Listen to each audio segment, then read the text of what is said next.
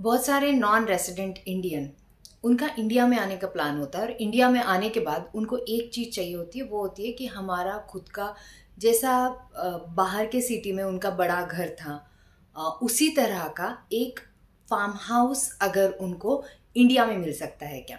तो आज के वीडियो में मैं कवर करने जा रही हूँ 10 स्टेप्स जिससे आप अगर एनआरआई है तो आपका फार्म हाउस बना सकते हो, ले सकते हो, सेफेस्ट वे से ले सकते हो।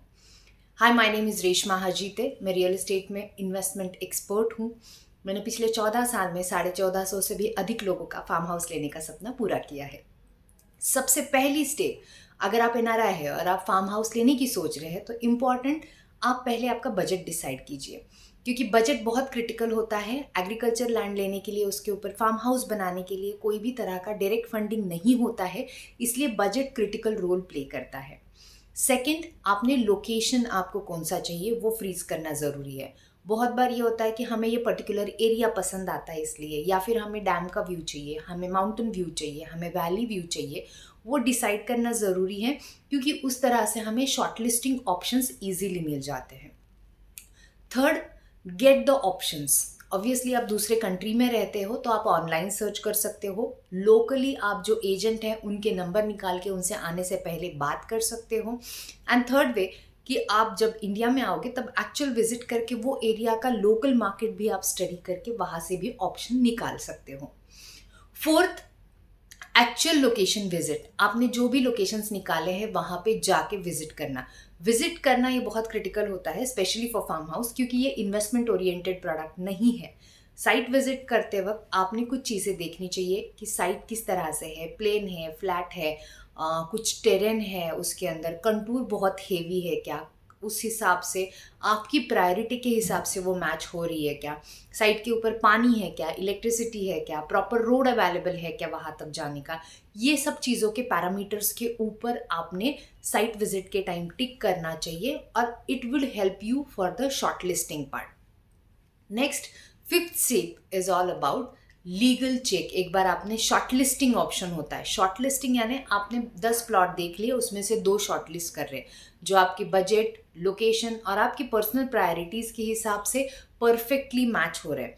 आप जब फाइनलाइजेशन के स्टेज में जा रहे हैं उस टाइम पे आपको एक चीज़ इंपॉर्टेंट करनी है, वो है कि आपको ऑफर मांगनी है। अगर आप फार्मर के साथ बैठे हैं या डायरेक्टली डेवलपर के साथ बैठे हैं, बट डिपेंड, क्योंकि आपके पास वन टाइम अवेलेबल फंड है तो आप कितना इजीली फंड अवेलेबल करके दे सकते हो, वो टाइमलाइन के हिसाब से आपको अच्छी ऑफर मार्केट से मिल सकती है।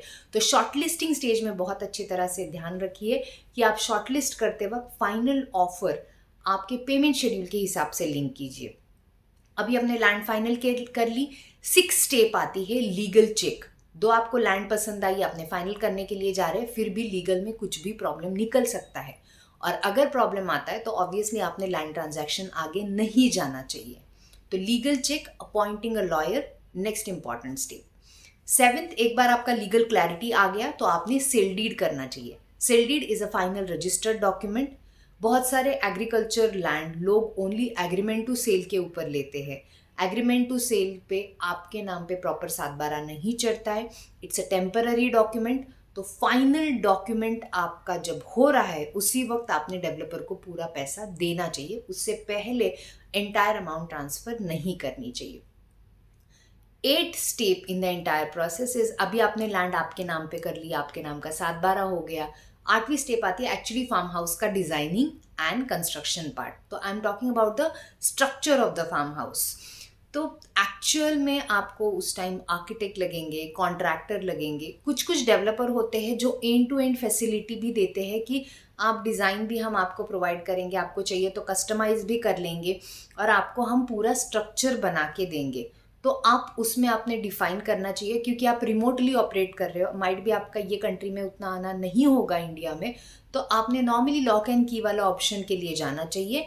एंड उसमें ये सिलेक्ट करते वक्त या वेंडर सिलेक्शन ये बहुत क्रिटिकल होता है, उन्होंने पहला कौन सा काम किया है, कितने प्रोजेक्ट्स बनाए हुए हैं, उनके सिमिलर कंस्ट्रक्शन वर्क जो है उसको विजिट करके आके फिर आपने फाइनल कॉन्ट्रैक्ट देना चाहिए।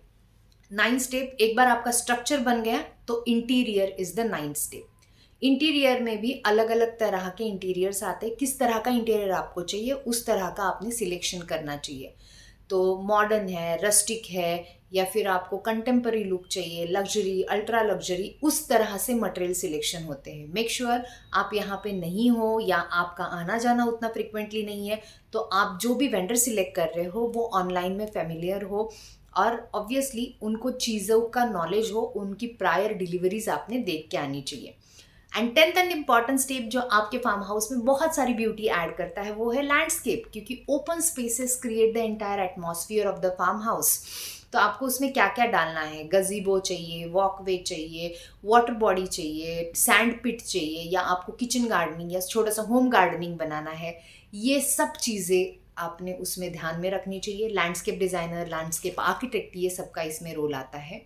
माइट भी कुछ डेवलपर होते हैं जो मैंने 8, 9, 10 वाली स्टेप बताई, farm house construction, interior, landscape, ये टोटल करके भी आपको पैकेज देते हैं, वो आपके लिए और भी अच्छा हो सकता है।